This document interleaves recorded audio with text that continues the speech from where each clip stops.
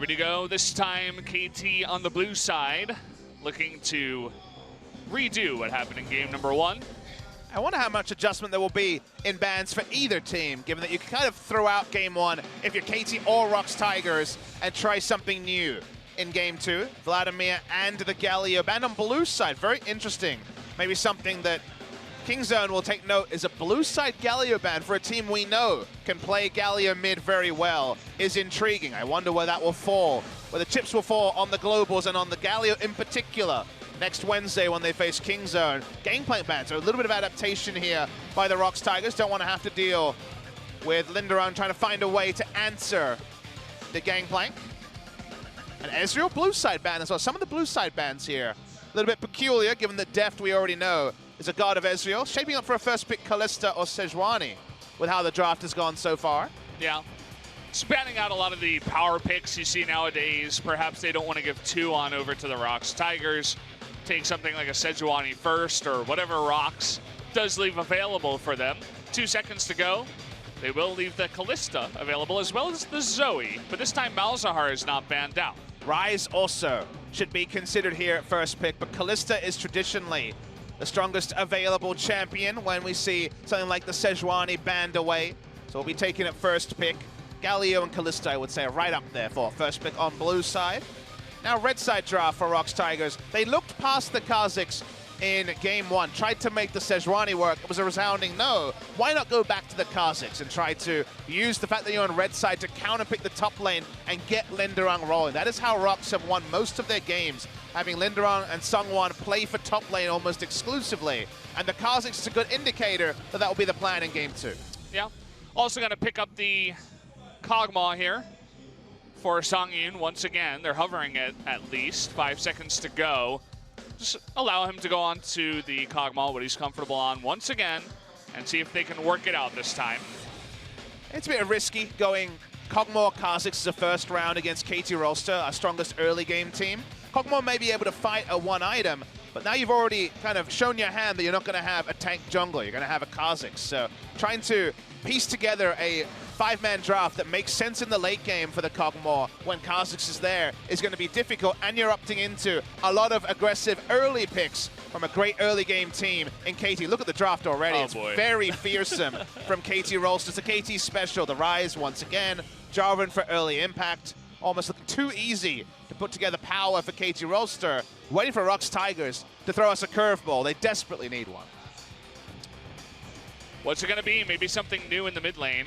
I mean, there's so many power picks that are still available in mid. You got the Malzahar, you got the Azir still available. And it's just going to be the Gnar. Want to take that here early, make sure that Linderang gets onto that pick and that it does not get banned out. Smeb, if we follow his recent trend, will disregard lane matchup and just pick Maokai and try to initiate. And he already has fearsome initiation from his team, so may just be Maokai again for the side of KT. Not the most exciting and interactive, but ROX also have to show the respect because Smeb is certainly not a role player. Smeb can play both sides of the matchup. They respect the carry side that we haven't seen with any regularity. So Jace and probably Camille will have to be the bans here from ROX Tigers. Yeah. ROX Tigers sticker sharing. Oh, they're so adorable. Chibi ROX Wow. Tigers stickers. It's kind of interesting. Zoe gets banned out. No Zoe here against the Ryze for Lava. Not in this game. He did have a good Zoe game amongst all the craziness of game number 1.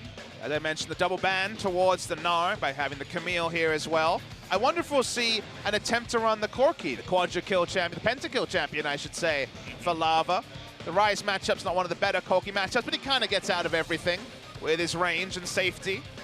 But last picking for top lane, it's not going to be happening because they already have the Gnar. So support and mid lane are what they're looking for. Counter-picking support usually makes a lot of sense against Kalista. So that's what they're going to do. They're going to just lock in the Malzahar. Okay, they actually changed plans. So Malzahar into Ryze is very established as a good matchup for the Malzahar to play through. The Azir for team comp instead, and also someone who can help peel for the Kog'Maw as the game goes on. You can group as threats as Azir and Kog'Maw, so it makes some sense, even if the lane matchup isn't as good. Yeah. Watching KT and Well, it's probably not going to be Maokai. Still could be. It could be Maokai Orin here, but waiting to see is, oh, baby, the old favorite, Kalistar. Kalista and Alistar will be engaged. Crazy amount of ranged engage and also committal engage. Basically, everyone on KT can dunk the members of the ROX Tigers. If you're Sungyun right now and you stare down 5 initiators, you're really concerned. That you are. Tom Kent's would be a nice way to get out of that sticky situation, but they switched to never mind. Tom Kent, what a troll. 0 seconds left. They flashed the Nautilus for no reason. I like the Azir pick. Try to play it a little bit more passively this time. Lava having a good lane against Pawn didn't necessarily help their team in game number 1, so go with something that has had a lot of success in LCK so far, picking up the Azir. But to make this work against so much engage, KT Rolster have God engage on their side is so tricky to pull off. The lane matchups, good for the Gnar in top side, although Ornn will be competitive. Good for the Ryze in mid lane, who traditionally does very well in the Azir matchup. Kalista, Alistar, so many aggressive options, and one Devour is not going to save 2 carries who need to be alive to put out consistent damage. We have to look at Sungwon. If they can find a way to make Smeb die 3 times before 7 minutes, like we've seen other teams do, there's a chance. Otherwise, you fear for the lives of the carries on ROX. Yeah. I would expect Lava to play very passively, not really trying to go for the big picks here. As you said, just trying not to die is going to be the name of the game for the ROX Tigers, whereas KT, they draft another composition that really plays towards their strengths. Just engage and be aggressive and outplay your opponents in lane and go from there. Early game team, Kingzone or KT Rolster with Ryze is even stronger. They have so many options on how to play out the Ryze draft. It's not a terrible matchup. He doesn't need to itemize into QSS early, like with the Malzahar matchup. If this team hits the mid game as expected, ROX Tigers will have to be so careful because any darkness on the map could mean 5 members of KT showing up at once. It's a scary rift for ROX Tigers. Let's see if they can pull it together and bring us to game 3 as we go into game number 2.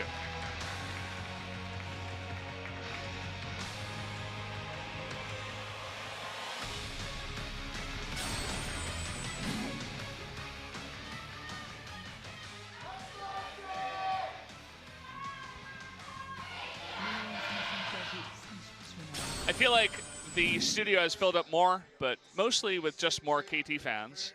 Generally, the team that loses game number 1 has a very strong cheer from their fan base, but this time it was pretty similar to game 1 for ROX. Sangyun's keeping it festive, singing the festive songs that only Reindeer Cogmore can. Sadly, no Silent Night Sona to complete the musical. Sadly, no Pugmaw. No, happily no Pugmaw. I feel like I might be the only caster in Korea that likes Pugmaw. I haven't really talked to Atlas or Achilles about it. Maybe Achilles can let you guys know in chat. I know he was there earlier. See if the consensus on Pugmaw can be established, because, yeah, not a huge fan of that skin.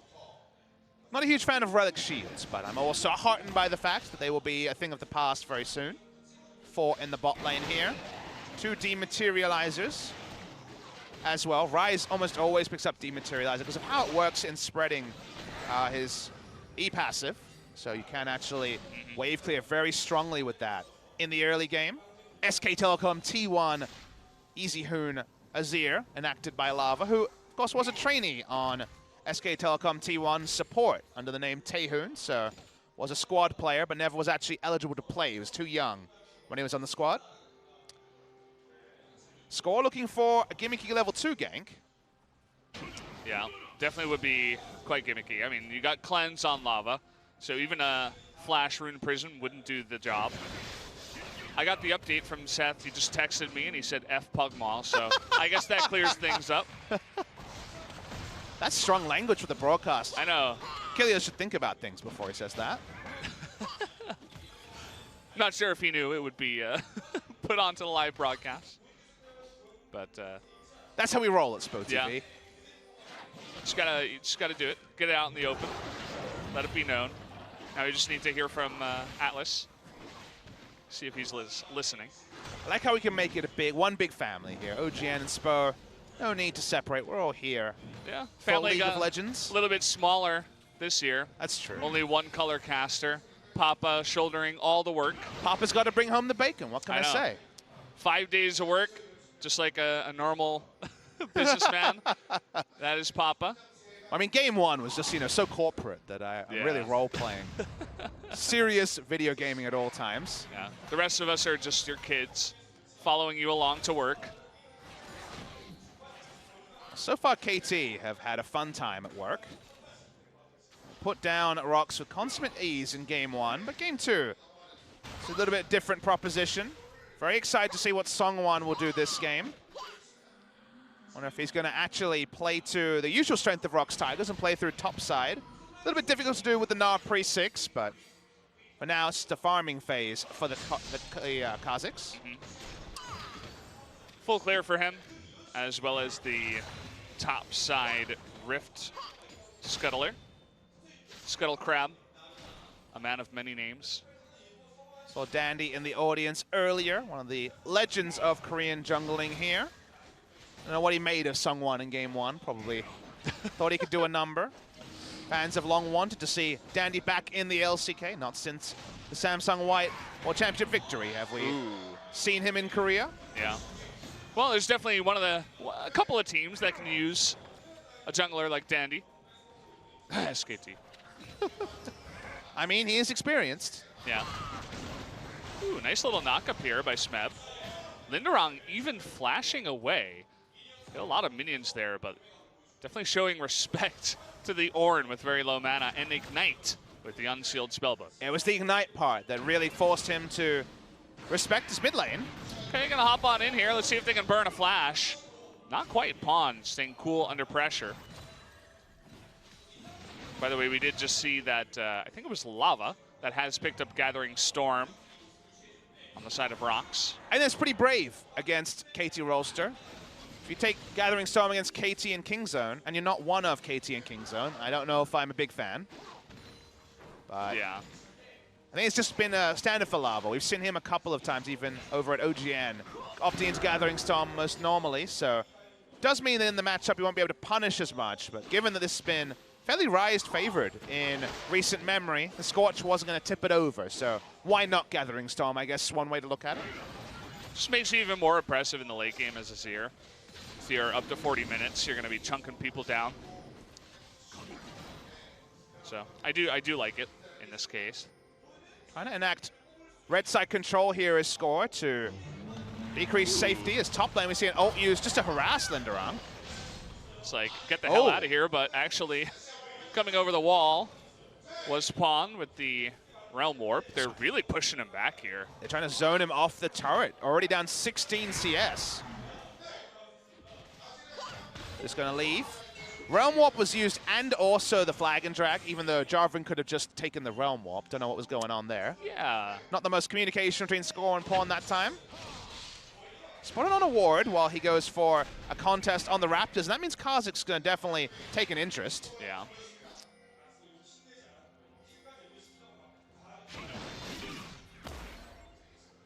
There at least, very standard stuff. Mon already has his first shop in, unsealed spellbook being run. Triple unsealed spellbook for KT. 5 stopwatches for KT. Yep. Because when you're diving, you need to go golden. They're going for the gold too. We're at 8. I don't know if we've ever had a 9 stopwatch game. We're at 8 this game. I think you guys did over at OGN. The 10 stopwatch dream has never been enacted, sadly, in Korea. Not just yet. No change on stopwatches in 8.2. ProTV showed that on Tuesday with their I wish it was patched, but it wasn't patched. Yeah. Here's what's coming in a week graphic. Yeah. Also, no Zoe changes, to the chagrin of the Twitch chat. I gotta say, no, I can still say it. I gotta say that what I've been heartened by is that we haven't really had a fixed meta in Korea over these 3 weeks. A week and a half in, it felt like 94 minutes the dream was going to become 94 minutes the new reality. Yeah. And I was in a new type of hell. But from there, the meta has evolved a couple of times. You can just look at pick ban and see must ban 80 carries into 4 mid lane bans, into jungle focus. So the consensus on how to play the game is being shaped by what's working in Korea, but also teams looking to the West for inspiration, which is good to see. Pawn's just walking up. Okay, he's able to smite here. Pawn, though, looking for that 2-second Rune Prison, does not land it as a flash comes out of Sungwon here. Smeb not enough mana to really chase after the Call of the Forge God. Kind of strange there. Normal. Ult was a bit lazy, and the flash optimistic from Pawn. Means they don't get anything from it. Marta's being a bro, though, holding the minion wave in mid lane for his mid laner. Has teleport ready to go, as well as Moby Boots.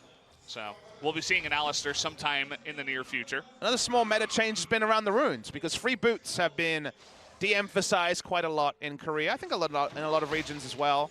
Rather than 4 to 6 a game, we are seeing people just straight up buy boots, rush them like supports were doing before the free boots rune, and try to impact the map earlier. So that's another adaptation that's come through. Yeah. Maybe if we were in a region that had more takedowns earlier on, we'd see it. So you didn't have to wait until 10 minutes into the game. Maybe just 9 minutes or 8:30. But it's not the reality we live in right now. Trying to trade the stolen away blue buff for 2 red buffs here. A refresh and more safety for his laners. I think that's a trade up when you're against a Kha'Zix who wants to get his snowboard jungling on. That camp is denied to Sungwon. In the bot lane, it's been a happy time for Kalista, as you'd expect, in basically every lane matchup. No changes on Kalista in 8.2. Means that Kalista meta will go forever, and because it makes supports more awesome, I must admit, I still do enjoy watching Kalista. Yeah, I like Kalista too. Anything that play makes, I'm usually okay with. Yeah, I'd love to see more Kennen, but... Well, okay, we have the knock-up here, trying to go onto Sungwon. There's the first stopwatch. Pawn trying to get in here. The teleport onto the flag. First blood. Not even going to need that teleport as Pawn picking up the kill. Yeah, Lava was a bit slow there. I thought he would have tried to ult straight away to try to push away the Jarvan, but Sungwon goes down for free. Teleport cancelled by Smeb. They can turn this into an Infernal. Just a small skirmish one explodes the game into life after a very passive 9 minutes. Yeah, you were talking about the importance here of Sungwon in this game. Well, so far it hasn't been looking too good for him. He had the blue taken and he was forced to flash away, so in that fight he just he was a sitting duck underneath the Cataclysm. I really wanted to see him do something in the bot lane earlier. So a lot goes on here, and the top lane in particular was one that he could try to swing just because Gnar does have stuns situationally in the Mega Gnar form. Instead, just largely farming, taken down, like you say, slow to his warrior enchant, still doesn't have it 11 minutes into the game. The likelihood he's going to be able to contribute in a fight when he can't peel for Azir or Kog'Maw, and he doesn't have the damage to threaten the front line of KT is a problem. They spotted this out early. They had advanced knowledge because Sungwon saw him. By the time the ult comes through from Lava, it's not enough to push score away, so it condemns Sungwon to death. Freebie for KT Rolster, and the most important thing they get was control over the Infernal, and they take the first spawn. Oh, they're looking for Sungwon again. He doesn't have his flash here. Was sitting on a control ward, which made them a bit more confident to try to go for that kill. River control to KT, but still some aggressive warding is stuck down on the enemy blue buff by ROX Tigers. Not something they can really work with without actually putting some incremental vision into the river. And this is all without even talking about bot lane that continues to be deft, harassing down the Kog'Maw at every opportunity. It's okay. Kog'Maw has TP, as you do. Looking for a play here onto Lava. He doesn't have his flash either. Does have the cleanse. They're looking for a knock-up. There's that flash on in from Pawn, and just enough damage to get the kill onto Lava. I mean, the cleanse used very early, but the moment that he was rooted into place, the EQ was not going to miss from score. They get a lot of turret damage as well. Good use of the Abyssal Voyager. It's only key coming into mid lane. They need to keep mid lane turret up. Otherwise, you're going to have Kog'Maw and an Azir without a turret. You know, you can put down a Sun turret, but it's not going to... Sand turret, but not going to be able to extend the laning phase. If Azir is pushed into his turret and can't harass down the rise, his function until late game is basically just pick up farm wherever he can. They have no control on the map, and then KT will really kick into high gear. So important the turret didn't fall here. Good shot calling this time between Pawn and Score. They were a bit off in the previous game, this time on point. Just catching him in the back right after the flash Rune Prison. Emperor's Divide does not help at that point. And okay, Sungwon It's about to have his flash available once again. Score has just been hanging around mid lane saying, okay, you're not going to touch pawn in this one. And Songwon's kind of just a bait wherever he goes. Still no warrior in chat. I believe he has the gold, but hasn't found a shopping trip, wants to impact the map. He still wants that control ward. He's still going for it. This guy, he puts the blinders on, man. He's like, I'm going to ult Zac 12 times in a row this game. And he really wants to get that control ward. And let's talk about this knock up here. Linderong is not close to the Mega Gnar form. There's the Cataclysm. He cannot get away from this one. Even his flash is blown, and he still goes down. Somehow ROX's 2 control wards are baiting them into walking into the river to their death again and again and again, using flashes and trying to get away. They've got a clear call that they want to control topside, something they weren't able to do in Game 1 with a much stronger draft than they have in Game 2. But it's just accelerating their own demise. 2,000 gold out of nowhere. And wherever Score has gone, he's kind of profited in every scenario. Well, at least ROX still has the control ward at the blue. So they've not got that going on for them. They can spot the blue being taken, which they already would have known. But yeah, things really looking up once again for KT.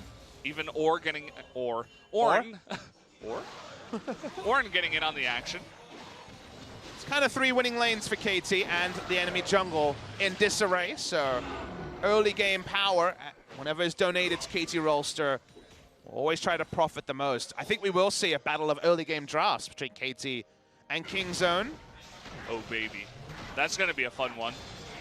If you ask me right now a preview of what to see, what I think we'll see in that series, my expectation is that KT kind of leave Smeb to the Wolves and try to, allow Khan to have his counter pick, think that he'll lose the minimum. So something like a Maokai draft, something very, very safe, and then try to win in other parts of the map and trust on Smeb's skill to get them over the line. I think that's the approach I most expect from KT, having watched all their games, whereas Kingzone's going to try to style. Speaking of styling, yeah, they want some more kills. Pawn gets caught in the mid lane, but a couple of ROX members get caught in the bottom lane here. Songyun out of mana, not really much he can do. Trying to trade back some damage onto Nev, who nearly goes down to the turret.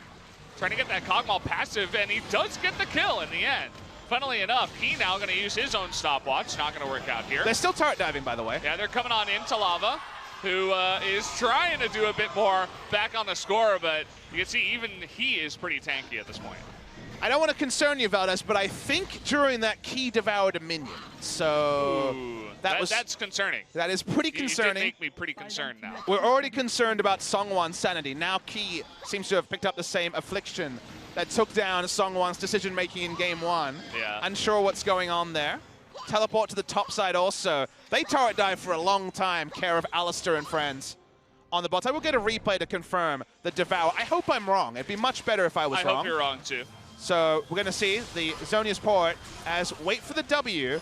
Yep. He ate a minion. Aww. You had one job!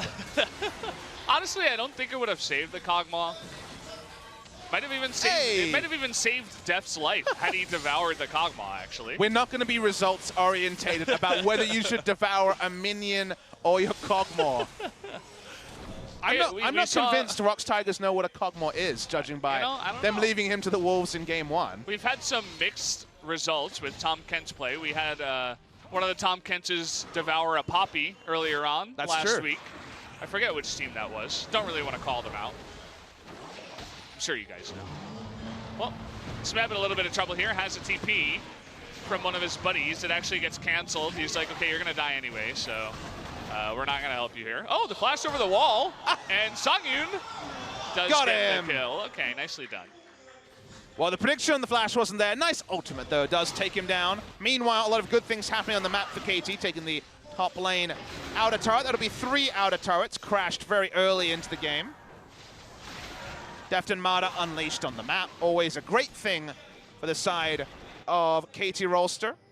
Looking at this, I mean, he spent 14 seconds less time ganking and got a lot more success, Valdez. I would say that Songwon has a bit of a way to go to be as good a scorer. Of course, he needs a lot more years under his belt. The KT fans of more than 1 year's duration are happy to see that. The KT fans newly minted just want to see Rush play, so a little bit upset to see Score having a great game. I don't know if it's going to happen. especially with the top of the spring standings currently. I need to super cut you close. off. I need to cut you off. We need the viewership of the Rush fans joining us. So why don't we? I think we're okay. I think we should keep those fans on the on the line, right? We don't want them to get off the line. We're being hey guys, you never know. We're being an operator here. You know, the one that has to keep you on the line for as long as possible, trying to upsell you on your insurance or something. Yeah. Who knows, right? Anything could happen. Never give up on Rush, guys. Rush is a very mechanically talented player. Very kind boy, I've heard. Score has had some struggles with his mechanics, so there's a scenario where Rush comes in and you don't want to miss it live. Yeah. See him game 3 against Kingzone. Who knows? I'm sure a lot of people would like to see that. All the color casters around the world scream out in terror at the same time. Well, let's see if there's any terror around the Rift Herald. ROX Tigers at least posturing to want to fight for it, but Orin is rolling in as well. They're going up against a Callista here. Okay, here comes the Orin. They got the knock up here of Tom Kent, and the big knock back by Vada into the Fate's Call. It's the bouncy castle, guys. Welcome back. We are going to have a couple of kills over towards Ski. Pawn, he's just delaying the time of the rest of the members. Nice little knock up there by Linderong, trying to make things interesting. But unfortunately, not enough damage here. They will take out Deft in the end, and Someone even does get away with his life for now. So trying to trade it back. KT staying in this one for a very long time. Mata looking for another knock up here. Good combo onto Linderong, and finally Pawn able to get that one. They want another kill onto Sungwon. Never mind, they're not going to take that Realm Warp.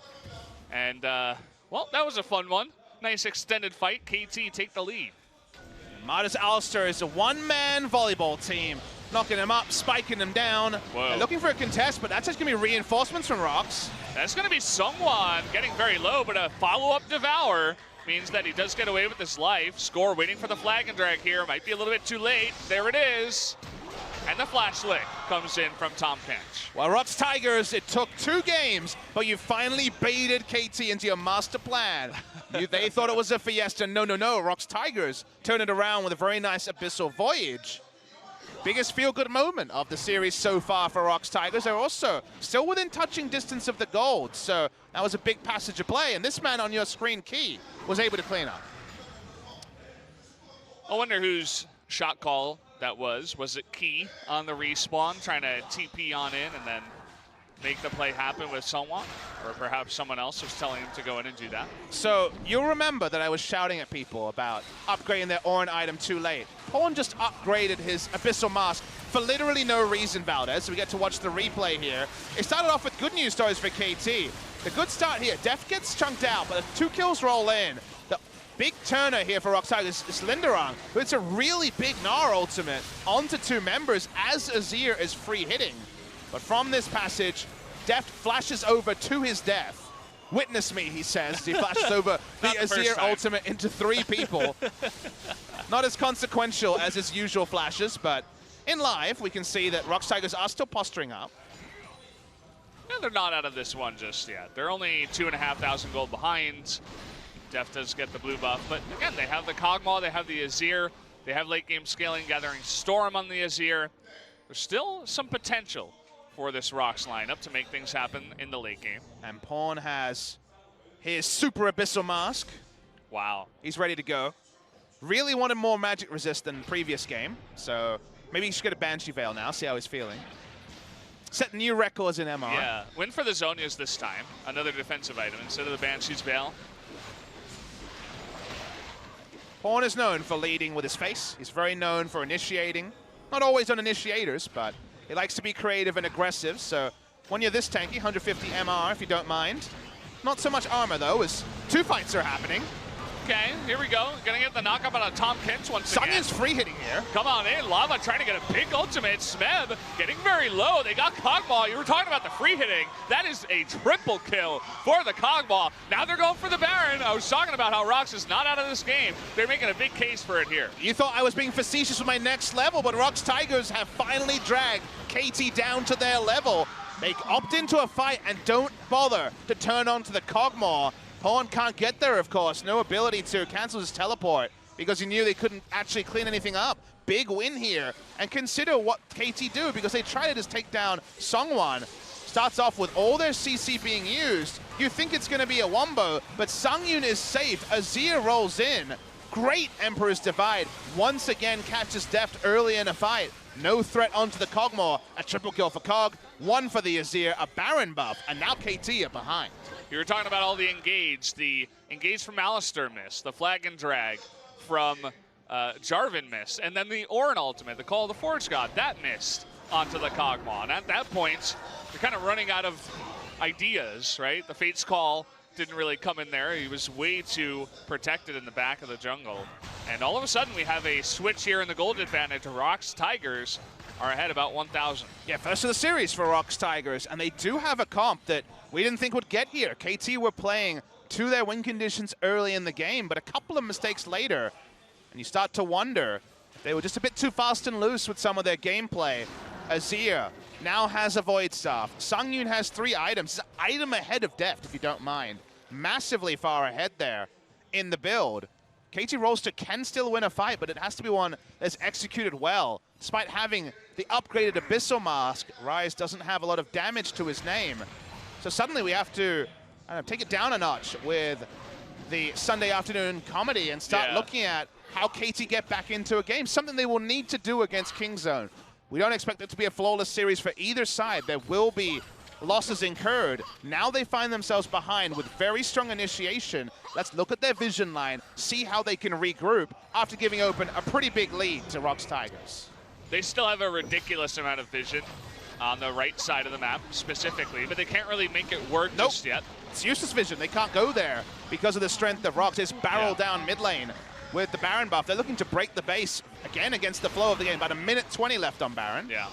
Feels like a very sobering moment for KT as they lose that big fight and the Baron, because, I mean, we have 18 kills at what, it was like 22 minutes at the end of that fight. That is not normal for LCK. It felt like KT was having a little bit too much fun in this game, and might come back to bite them. See if they can defend this push here. No threat onto Sungyun when he's standing next to his carry when he's 1 damage item ahead. They're going to lose their inhibitor at 25 minutes.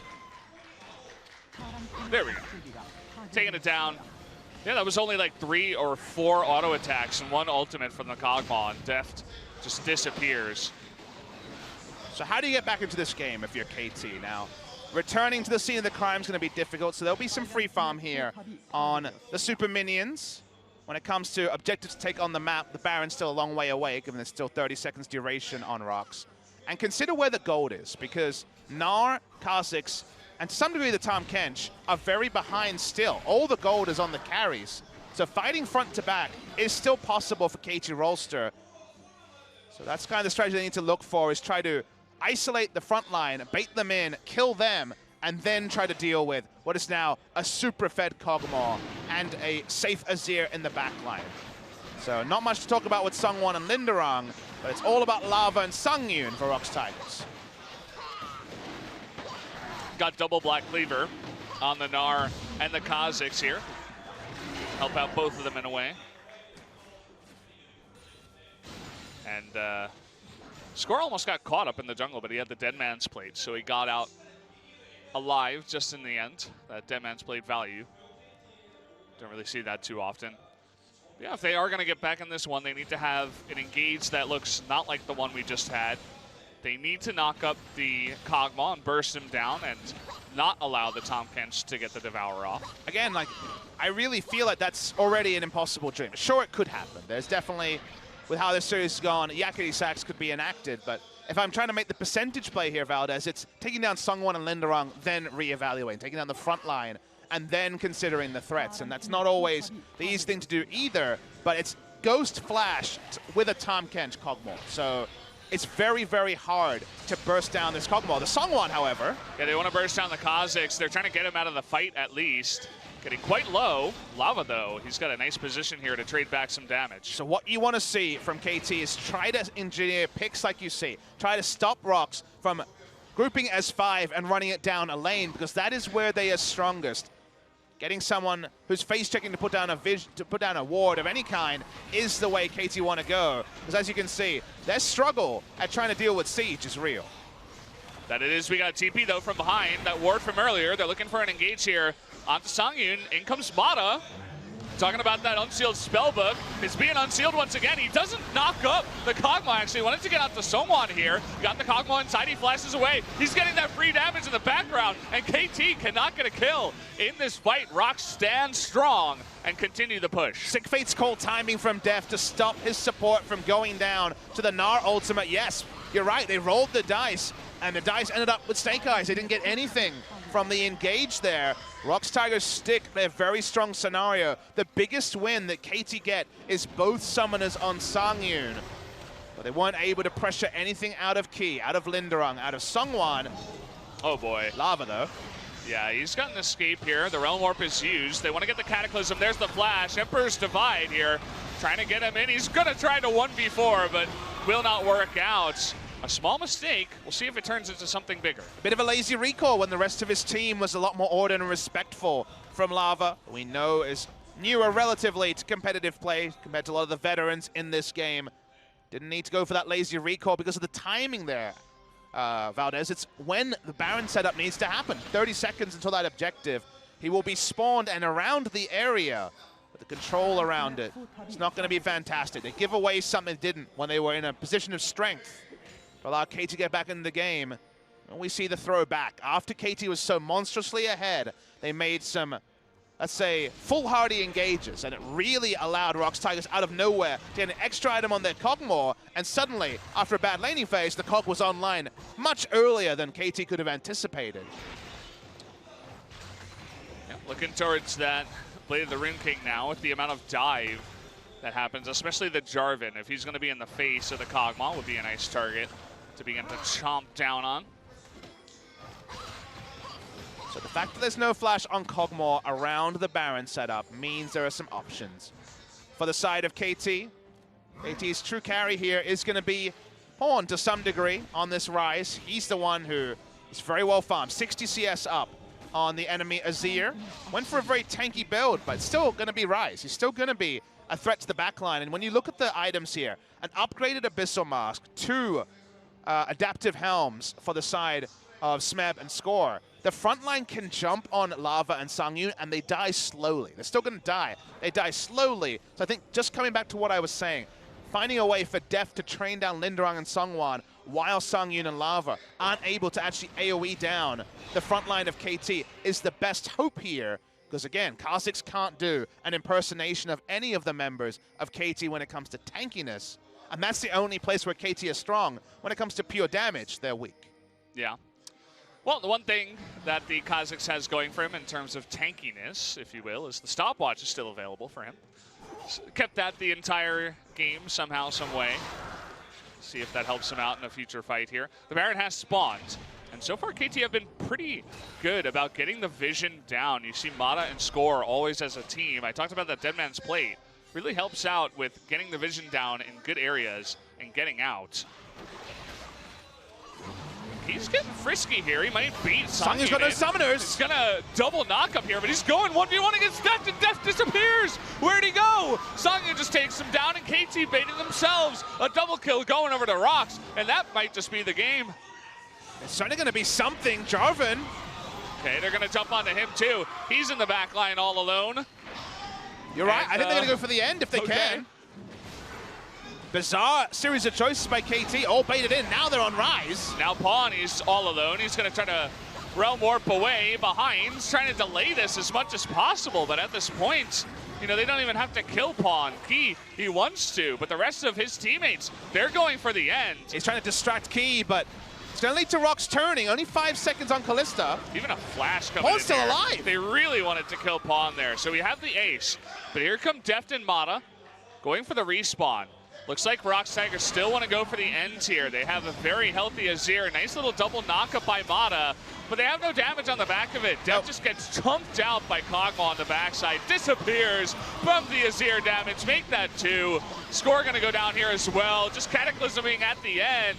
This is going to be a big wake-up call for KT as ROX take game number 2. All right, LCK scriptwriters, you pulled off a surprise on me. I did not see the capitulation by KT coming here. They were so far ahead early in the game that you baited yourself into thinking it would follow game 1 script. It didn't. a bit of overexcitedness around invading the red side jungle, donated free gold to Azir and Kog'Maw, and from there, things came together. The draft from KT looked strong. The early game plan was convincing as well, but KT Rolster do have this history of stumbling just before greatness. They did not make it to Worlds 2 years in a row. They did lose their series before the Telecom War, and they will drop a game to the ROX Tigers. Yeah. Shout out to the ROX Tigers for keeping their head cool underneath all of the pressure from KT. They knew that people were laughing as everybody expected KT to roll over them with a 2-0, but they're like, no, we have options here. We got the Azir Kog'Maw, and right when they came online and KT kind of threw the underhanded softball pitch to them, they were like, all right, we'll catch this and roll it straight into a win. And you can see the body language of the KT coach on screen, kind of asking the same questions that anyone would ask. How did this happen so quickly, out of nowhere, when you're in a great spot? It took 22 minutes for them to get anything. There was a 5,000 gold lead at 16 minutes. You know, we expected this to be wrapping up 2-0. Yeah. A long break. No long break. No wrap-up. KT Rolster do have to fight through a ROX Tigers team reinvigorated from taking down stiff opposition from KT. But KT kind of chose this fate for themselves, looking for an engage that wasn't respectful, and the Kog'Maw was the ultimate profiteer. And now we get a game 3. See the power of the Kog'Maw in situations like this, and maybe we won't see it in game 3. We'll see if KT decides if they want to go up against that. Either way, guys, we got our short commercial break. When we come back, game 3.